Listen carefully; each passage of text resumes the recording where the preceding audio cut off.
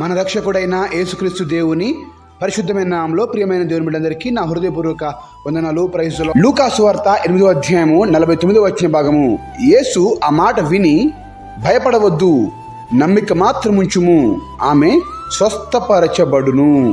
దేవునికి మహిమ కలుగును గాక. ఓ అద్భుతమైన వాక్య సందేశాన్ని ఈరోజు నీ ముందు ఉంచుతా ఉన్నాడు. ఇదిగో, ఏ సమస్యను బట్టి నువ్వు భయపడుతూ ఉన్నావో, ఏ యొక్క అనారోగ్యం బట్టి భయపడుతూ ఉన్నావో, ఏ ఇబ్బందిని బట్టి, ఏ ఒంటరితనం బట్టి నువ్వు భయపడుతూ ఉన్నావో, నీవు ఇక నుంచి భయపడవద్దు అని ఈరోజు నేను ధైర్యపరుస్తూ ఒక మాటను రిలీజ్ చేస్తూ చెప్తా ఉన్నాడు. భయపడవద్దు, నీకున్న సమస్య నుంచి నువ్వు విడుదల పొందుకుంటావు. భయపడవద్దు, నీకున్న రోగం నుంచి నువ్వు స్వస్థపరచబడతావు. భయపడవద్దు, నీకున్నటి ఎంతటి కష్టమైనా, ఎంతటి బాధ అయినా, ఎవరికి చెప్పుకోలేని వేదనైనా కూడా తప్పక నువ్వు విడుదల పొందుకుంటావు. ప్రియమైన దేవుని బిడ్డలారా, ఈ యొక్క వచ్చిన భాగంలో యాయిరు కుమార్తె మరణకరమైన రోగంతో ఆ మంచాన పడి ఉన్నప్పుడు ఈ యొక్క యాయిరు యేసు ప్రభు దేవుని దగ్గరికి వెళ్ళి, నా కుమార్తె చావ సిద్ధంగా ఉన్నది, వచ్చి నువ్వు ప్రార్థన చేసి బాగు చేయి అని యేసు ప్రభువును బతిలాడుతూ ఉంటాడు. ఆ సందర్భం ముందు యాయిరు కుమార్తె ఆ ఇంటి దగ్గర చనిపోతుంది. అయితే వారి యొక్క ఒక వ్యక్తి వచ్చి, ఇంటి దగ్గర ఒక వ్యక్తి వచ్చి, నువ్వు యేసయ్యనికి ఇబ్బంది పెట్ట, మాకు నీ కుమార్తె చనిపోయినది అని దేవుడితో అక్కడ నుండి యాయిరుతో చెప్పడం జరుగుతూ ఉంది. ఆ సందర్భం ముందు దేవాదేవుడు చెప్తున్న ఏంటంటే, ఈ మాట చెప్తా ఉన్నాడు, నీవు భయపడవద్దు, నమ్మిక మాత్రం ఉంచుము, నీ కుమార్తె స్వస్థపరచబడుతుందని అనే మాట బాగా గమనించండి. ప్రియమైన దేవుని బిడ్డలారా, అక్కడ చనిపోయి అందరు ఏడుస్తూ ఉన్నప్పుడు దేవుడు చెప్తున్న మాట ఏంటంటే, స్వస్థపరచబడుతుంది. మామూలుగా ఏం చెప్పాలంటే, చనిపోయిన వారి గురించి ఏం చెప్పాలంటే, నువ్వు భయపడకు, నేను వచ్చి ప్రార్థన చేస్తాను, నీ కుమార్తె లేస్తుంది, తిరిగి లేస్తుంది చెప్పాలి. కానీ దేవుడు ఏమంటుందంటే, తిరిగి లేస్తున్నాను అని చెప్పట్లేదు, స్వస్థపరచబడుతుంది అంటే దేవుని తీసిందంటే ఆ మరణం కూడా చిన్నపాటి రోగంగానే దేవుడు భావిస్తూ ఉన్నాడు. అసలు అక్కడ ఆశే లేదు. ఏ ఆశ లేని వేళ దేవుడు అద్భుతాలు చేయగలడు అని ఈ వాక్యం ద్వారా మనం గమనించవచ్చు. ప్రియాతి దేవుని బిడ్డ, నువ్వెక్కడి నుంచి ఈ మాట వింటున్నా కానీ, ఇదిగో యాయిరు కుమార్తె చనిపోయినది. దేవుడు వచ్చి అక్కడ ఆ ఇంటికి వచ్చి అక్కడ వారందరినీ బయటకు పంపించేసి తనతో పాటు 3 శిష్యుని లోపల తీసుకెళ్ళాడు. ఆ యొక్క చనిపోయిన కుమార్తె, అదేవిధంగా ఆమె తల్లి తండ్రిని లోపల ఉంచి వీరు కలిసి అక్కడ అద్భుతం జరగడం జరుగుతుంది. ఇక్కడ చెప్తున్న మాట ఏంటంటే, అక్కడ అందరు ఏడుస్తూ ఉంటే, ఎందుకు మీరు ఏడుస్తూ ఉన్నారు, ఈమె నిద్రించుచున్నదే కానీ చనిపోలేదు, అంటే పడుకున్నది కానీ చనిపోలేదని మాట చెప్తా ఉన్నాడు. అంటే చూడండి, పడుకున్నవాడు ఖచ్చితంగా లేస్తాడు కదా, ఆ నమ్మకం ఖచ్చితంగా ఉంటుంది కదా. మనం పడుకున్నామంటే మా అంటే 5-6 గంటలు, 7-8 గంటలు, అంటే 10 గంటలకి కొంతమంది పడుకుంటే, అంతకంటే ఎక్కువ తర్వాత తిరిగి లేవాల్సిందే కదా. అంతే విధంగా దేవుడు చెప్తుందంటే, నీ సమస్య అసలు ఇక బాగవ్వదు అనంతగా పెద్దగా ఉన్నా కానీ దేవుడు ఏం చెప్తుందంటే, పడుకున్న వ్యక్తి తిరిగి ఏ విధంగా అయితే లేస్తాడో, నిద్రపోయిన వ్యక్తి తిరిగి ఏ విధంగా లేస్తాడో, అదేవిధంగా నీ సమస్య నుంచి నీవు కూడా తప్పకుండా తిరిగి లేస్తావు అనే అర్థం.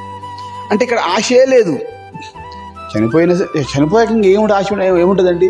సమాధిలో పెట్టేసి, ఆ బాక్సులో పెట్టేసి సమాధిలో అంతిమయాత్ర చేయాల్సిన పని. కానీ దేవుడు ఏం చెప్తుందంటే, నీ కుమార్తె తిరిగి స్వస్థపరచబడుతుంది. ఏ రోగంతో చనిపోయిందో, ఆ మరణం అనేది నాకు ఒక లెక్క కాదు, ఏ రోగంతో చనిపోయిందో ఆ రోగం నుంచి స్వస్థపరచబడుతుంది, లేపబడుతుంది అని అర్థం. అక్కడ ఆశ ఉన్నదా? హోప్స్ ఏమన్నాయా? ఏ ఆశ లేదు, హోప్స్ ఏమాత్రం లేవు. ఆశలు లేని వేళ దేవుడు అద్భుతాలు చేయగలడు. ఆశ లేని వేళ దేవుడు ఆశ్చర్యకారాలు చేయగలడు. అద్భుతాలు, మహత్కాలు మనం చూడగలము. దేవుని బిడ్డ, ఈరోజు ఇదిగో యాయిరు కుమార్తె లాగానే నీ పరిస్థితి కూడా ఉన్నదేమో. ఒకవేళ అసలు ఏం లేదు, ఇది అయిపోయింది, మృతతుల్యం అయిపోయింది. శారతో అంటుంది, మృతతుల్యమైనటువంటి నేను, ఈ గర్భము, ఈ యొక్క మనిషిని నేను మరలా గర్భవతి ఏ విధంగా కాగలుగుతాను? చూడండి ప్రియమైన దేవుని బిడ్డలారా, అసలు లోకం చెప్పేది ఏంటంటే, ఇది జరగదు, ఇది కూడా జరుగుతుందా అనండి మాటలు చెప్తారు. కానీ దేవుడు ఏమంటే, అసలు ఆశ లేని వేళ ఎండిన మొద్దు నుండే చిగురు పుట్టించిన దేవుడు ఇక్కడ ఒక మనిషి చనిపోయి ఉంటే తిరిగి లేపలేడా? ఖచ్చితంగా లేపగలుగుతాడు అనేది ఇక్కడ అర్థమవుతా ఉంది. అయితే ఈ యొక్క వాక్య భాగాన్ని బట్టి మనము ఏం గమనించాలి, మనము ఏం నేర్చుకోవాలి అంటే నీ జీవితంలో ఎంత పెద్ద పెద్ద కష్టమైనా కూడా దేవుడు తీసేయగలడు అని నేర్చుకోవాలి. అందుకంటే ప్రాముఖ్యంగా ఇక ఆశ లేదు, వీడు బాగా అవుతాడని ఆశ లేదు, అయిపోయింది, వీడు బాగుపడడు, వీడికి తెలివి వస్తుందని నాకు ఆశ లేదు, నా భర్త మార్చబడతాడని నాకు ఏమాత్రం ఆశ లేదు, నా కుటుంబం బాగైతే ఆశ లేదు, నా అప్పులు పోతే నాకు ఆశ లేదు, నా రోగం పోతుందని నాకు ఆశ లేదు అని నువ్వు అనుకుండొచ్చు. ఏ ఆశ లేని వేళలో దేవుడు నీ చెంతకొచ్చి నీకు నుండి సమస్యను తీసివేసి ఓ అద్భుత మహత్కార్యాన్ని నా దేవుడు చేయగల సామర్థ్యం గల దేవుడు ఆయన. దేవునికే మహిమ కలుగును గాక. దేవునికి స్తోత్రం.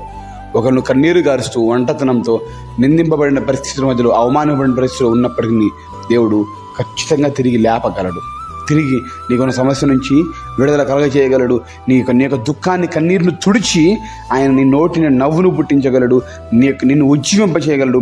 నీకు ధైర్యాన్ని నింపగలడు. కనుక నువ్వు ఎక్కడి నుంచి మాట వింటున్నా కానీ ఒకసారి నాతో పాటు, ఇదిగో ప్రభువా, ఆనాడు భయపడవద్దని చెప్పావు, భయపడక ఉన్నప్పుడు ఆయన మరి ఆ యొక్క కుమార్తె, చనిపోయిన కుమార్తె నువ్వు లేపగలిగావు, స్వస్థపరచగలిగావు కదా. నా జీవితంలో కూడా ఇక అయిపోయింది, నా సమస్య నుంచి ఎలా విడుదల పొందుకుంటాను అనుకుంటున్నప్పుడు నాకు కూడా ఆశను పుట్టించి, నాకు కూడా ఓ అద్భుతం చేయమని ఆయన సన్నిధిలో నమ్మకంతో, విశ్వాసంతో ప్రార్థించి తప్పక జీవితం దేవుడు అద్భుత మహత్కార్యాలు జరిగింపజేస్తాడు. కనుక ఈ మాట నమ్మినట్లయితే నాతో పాటు కళ్ళు మూసుకొని ప్రార్థన చేసుకుందాం. ప్రార్థన. మహాగణుడ, వందనాలు, స్తోత్రాలు చెల్లిస్తాం. సహాయం చేయండి, కృపను అనుగ్రహించండి. ఈ వాగ్దానము ప్రతి ఒక్కరి జీవితం నెరవేర్చి వేడుకుంటున్నాం. ఆశ లేని వేళ ఆశను పుట్టించి అద్భుతం చేయగల సామర్థ్యం గల దేవుడు అని నేను స్తుతిస్తున్నాం, గణపరుస్తున్నాం. ప్రభువా, ఎంతమంది బిడ్డలైతే ఈ మాట విన్నారు, వారి జీవితంలో నీ అద్భుత మహత్కారం జరిగింపచేయమని యేసు నామములో కృతజ్ఞతలతో అడిగి వేడుకొని పొందుకుంటున్నాం తండ్రి. ఆమేన్, ఆమేన్.